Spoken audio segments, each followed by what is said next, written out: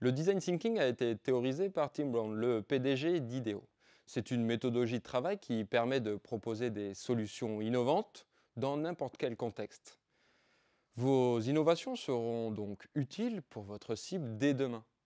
On parle alors d'innovation d'usage, car la méthode se base sur trois piliers fondamentaux: la désirabilité, la faisabilité et la viabilité économique du projet. J'ajoute que le design thinking pousse à travailler de façon pragmatique pour développer tout type de projet.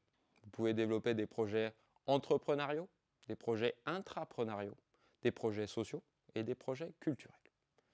Il est très important d'avoir en tête que notre monde est assez complexe et que donc les problèmes sont assez complexes et que seule la transdisciplinarité permettra de créer des solutions durables. À vous donc de composer votre équipe en conséquence. La méthodologie en elle-même est assez scientifique, pragmatique. Elle se déroule en 5 phases distinctes. Première phase, l'empathie. On va comprendre le contexte dans lequel va évoluer notre projet. C'est une phase de divergence dont les objectifs sont les suivants. Vous réaliserez une veille transdisciplinaire. Vous allez voir ce qui se passe dans l'état de l'art artistique, sociologique, technologique, économique, même plus.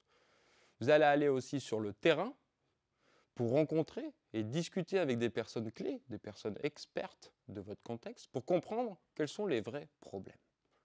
Ainsi, vous identifierez un angle d'attaque, aussi appelé une posture design, qui résumera la raison d'être de votre projet.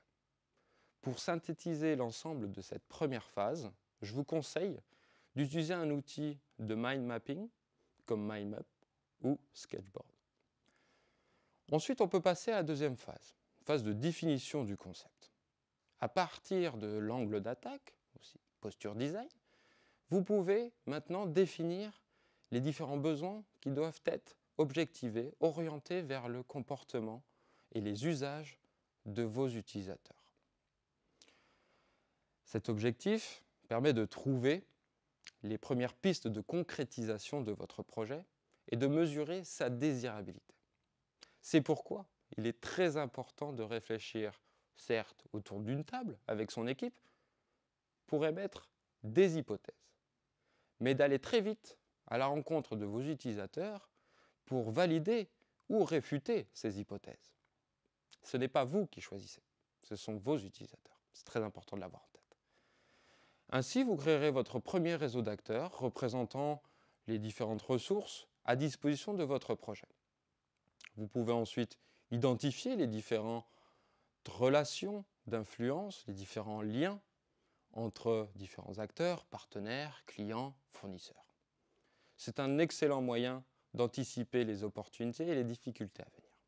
Une fois que vous avez fait ça, troisième phase, l'idéation. Il est temps de concrétiser votre concept.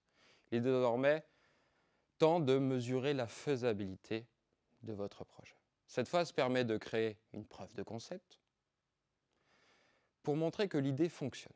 Il faudra ensuite la tester face à différents panels d'utilisateurs, des futurs clients, de vos équipes internes, un sponsor et autres. Le but étant toujours le même, d'obtenir des retours et d'itérer jusqu'à atteindre un niveau de qualité satisfaisant.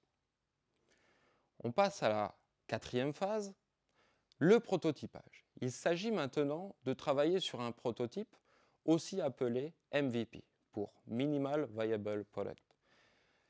Un MVP, c'est un prototype qui a des fonctionnalités de base. Le challenge est donc de trouver des solutions aux différents problèmes techniques notamment, et d'itérer sur la forme, d'itérer sur ses fonctions, son ergonomie, grâce à encore des tests utilisateurs.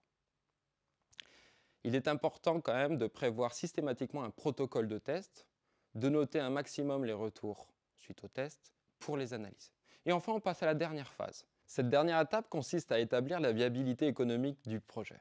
Au-delà de l'exercice de penser le futur business model et de rédiger votre business plan, votre priorité est que votre MVP trouve ses premiers acheteurs, ses premiers utilisateurs. À ce moment-là, ça sera le signal qu'il est temps d'investir pour financer un produit fini. La mise sur le marché, aussi appelée le go-to-market, ne sera alors qu'une formalité car vous vous reposerez sur l'ensemble de vos phases précédentes. Alors le design thinking, c'est plutôt pas mal, non?